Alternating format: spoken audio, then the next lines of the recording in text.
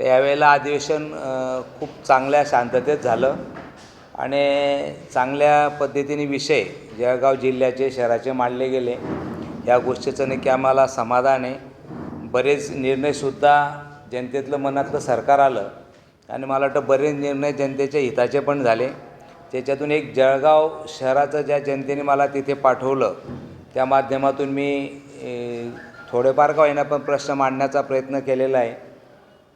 मागच्या काळात पाहिलं असेल तर जळगाव शहरात हे सरकार आल्यापासून निधी दिला, गाळ्याचा प्रश्न मार्गी लागला, पुलांचे जे विषय ते प्रश्न मार्गी लागलेले आहेत। MIDCचा विषय आता सर्वे झालेला आहे, तो सुद्धा विषय आपण हाऊसमध्ये मांडला की आता त्याच्या माध्यमातून उद्योगमंत्र्याकडे बैठक लावून त्याची पुढची दिशा दिली जाईल। नवीन उद्योगासाठी सुद्धा चालना देण्याचं आश्वासन उद्योगमंत्र्यांनी दिलेलं आहे आणि येणाऱ्या काळामधून आम्हाला अपेक्षा आहे की लवकरात लवकर आम्हाला सरकारची मदत होईल। जे काही आम्ही मागण्या केलेल्या आहेत, विशेष MIDCच्या उद्योजकांना 2 कर लागत होते, एक MIDCचा आणि एक महापालिकेचा, आणि बऱ्याच वर्षापासून उद्योगाची मागणी होती की आम्हाला कर एकच मिळाला पाहिजे, कारण फॅसिलिटी महापालिका काहीच देत नाही आणि कर घेते।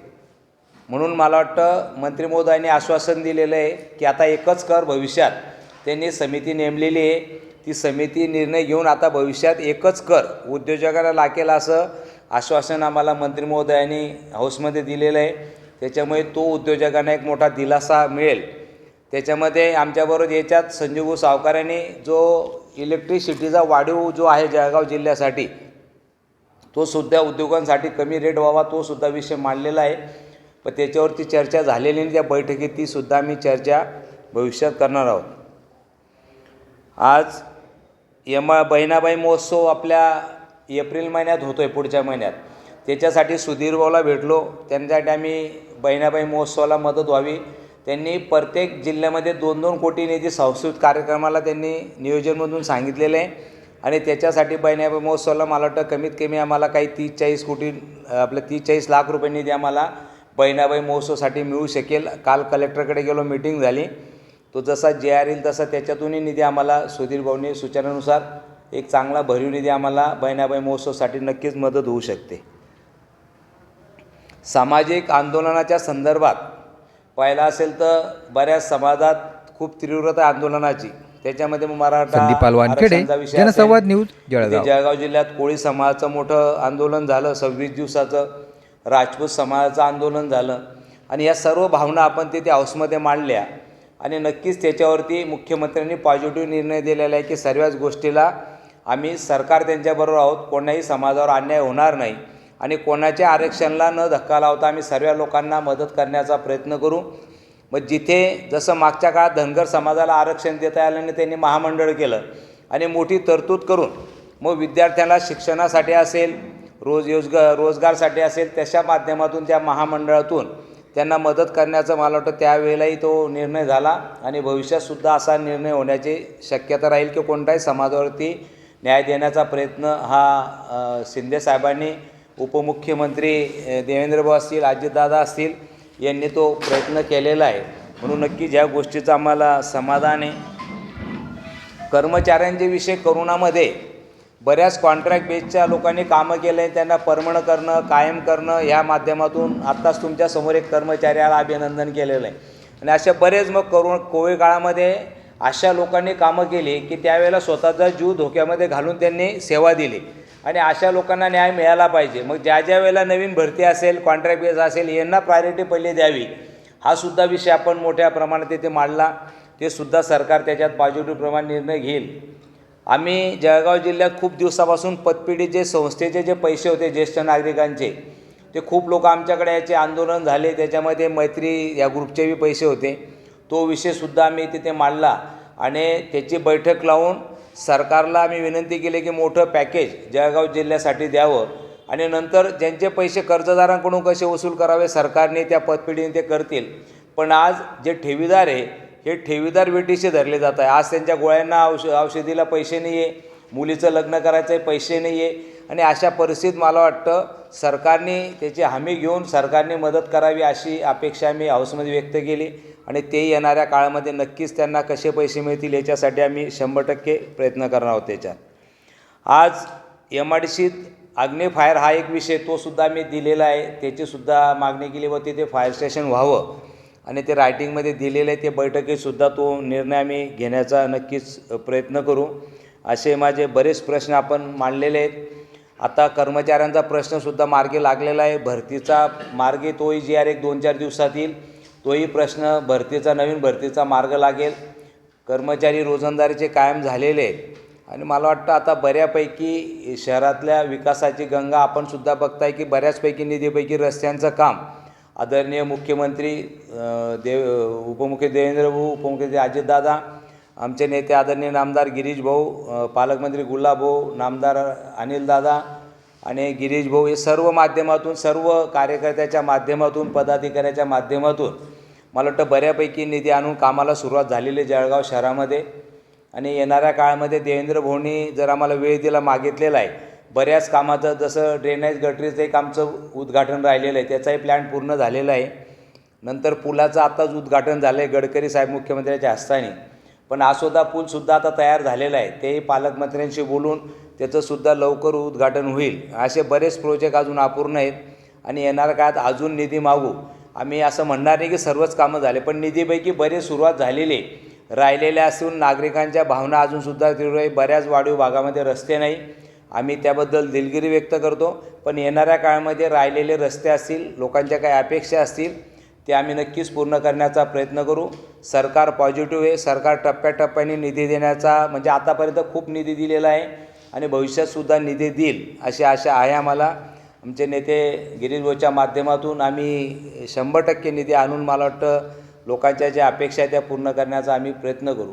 आपल्यालाही विनंती, भविष्यात अजून काय काय आम्ही केलं पाहिजे अशा काही सूचना असतील किंवा काही जर आपल्याला शंका असतील किंवा याच्यात काही सूचना असतील तर द्यावी अशी विनंती आहे आपल्याला.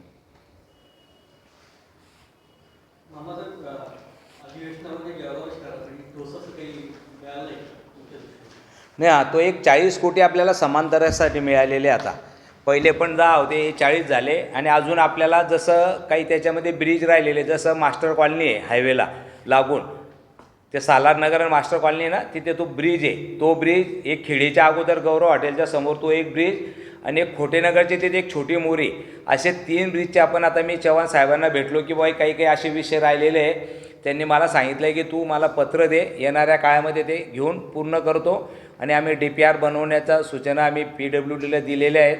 आणि मला वाटतं समांतर रस्ता, आमच्या भावना अशा आहेत की बांबुरी नाक्यापासून तर डायरेक्ट नशिराबाद नाक्यापर्यंत हा समांतर रस्ता दोघी बाजूने झाला तर जळगाव शहराच्या लोकांना ट्रॉफिकला अडचण होणार नाही. आता याच्यात बऱ्याच वेळेला आम्ही देतो, पण आता याच्यामध्ये कॉन्क्रीट झालेला आहे रस्ता मंजूर, म्हणून कॉन्क्रीटचा बजेट जास्त जातो, डांबरीपेक्षा 1.5 पट जातो. त्याच्यामुळेला बऱ्याच वेळेला काही भाग सुटून जातात. म्हणून आम्ही राहिलेले भाग, कालसुद्धा PWकडे मीटिंग घेतली आणि राहिलेला भाग कोणता भाग सुटू द्यावं. आम्ही 27 तारखेला ते पत्र घेऊन चव्हाण साहेबांना विनंती करू आणि राहिलेला निधी येणाऱ्या बजेटमध्ये आता बहुतेक राहील, त्याच्यामध्ये आम्ही लवकरात लवकर तो निधी घेऊन पूर्ण करण्याचा प्रयत्न करणार. पूर्ण कमी पडतोय ना तो. आता जसं आहे ना नाही, जसं आता खोटेनगरपासून तर बांबुरी नाका म्हटलंय, पण आता तो आहे ना थोडा पेस सुटून जातोय. तो ते ही जी पोद्दार शाळा आहे ना तिथपर्यंत जातोय तो. मग अशा काही तुकड्या, कारण काय ते बजेट वाढून जातोय ना. आता बऱ्याच वेळेला काय होतं, इस्टिमेट आपण बनवलं असतं 1-2 वर्षापूर्वीचं, DRS वाढवून जातो. काही वेळेला डांबरी बनवलेलं असतं, सिमेंटचे मंजूर होऊन जातात. टेक्निकल अडचणीमुळे काही पार्ट राहून जातात. मग ते राहू नये म्हणून आम्ही आता PWला काल सूचना दिलेल्या आहेत की कोणता भाग राहिलेला असेल तर तो त्याच्यातून आम्ही राहिलेल्या भागात, जसं मी आता सांगितलं की ते मास्टर कॉलनीला ब्रिज घेणं गरजेचं आहे, खेडीपासला ब्रिज घेणं गरजेचं आहे, तर ते घेऊन आम्ही ते पूर्ण करणार. त्याच्यात हो सुरू, म्हणजे निधी आला आहे ना, त्याला टेंडर प्रोसेसला सुरू होईल ते आता.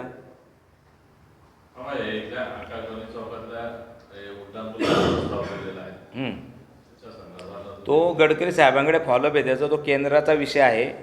तो केंद्राकडून मी खासदार साहेबांनाही विनंती, मागे बोलणं झालं होतं, आम्ही गडकरी साहेबांना जाऊन भेटलो होतो. त्यावेळेला गडकरी साहेब होई म्हटले होते पण नंतर काय अडचण आली तर ते राहिलेलं आहे ते काम प्रोजेक्ट, पण मागे लागून करू लवकर. मी उमेश दादा नाही सांगतो, मागे लागून करू द्या.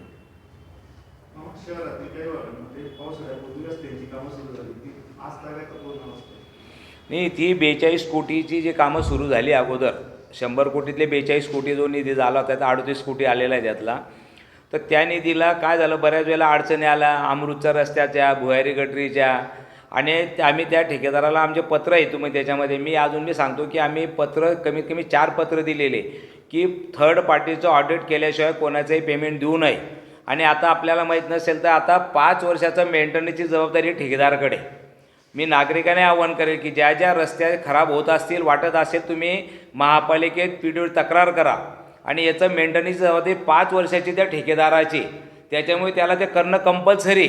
त्याच्यामुळे नागरिकांनी जर असं कुठे होत असेल तर मला वाटतं किंवा आम्हालाही सांगितलं, आम्हीसुद्धा त्या गोष्टीची दखल घेऊ. पण रस्ते जर कोणी खराब करत असेल त्याच्यावरती 100% कारवाई होणार. लेट करत असेल त्याला पेनल्टी चालू असेल. त्याच्या मुदतीत आज जो करणार नाही त्याला कोणालाही पाठीमागे घालण्याचं काम नाही, असं आमच्या नेते गिरीश भाऊंनी सांगितलं आहे. आम्ही सांगतो आणि माझं पत्र पण आहे की थर्ड पार्टी ऑडिट केल्याशिवाय पेमेंट देऊच नाही कोणाचं, तो कोणी का असे ना.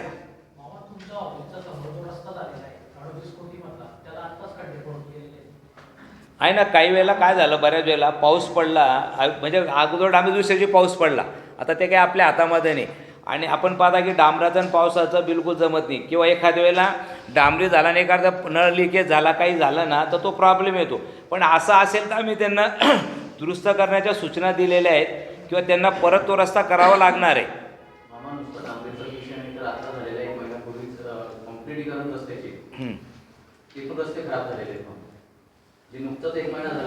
नाही, फोडले का खराब झाले?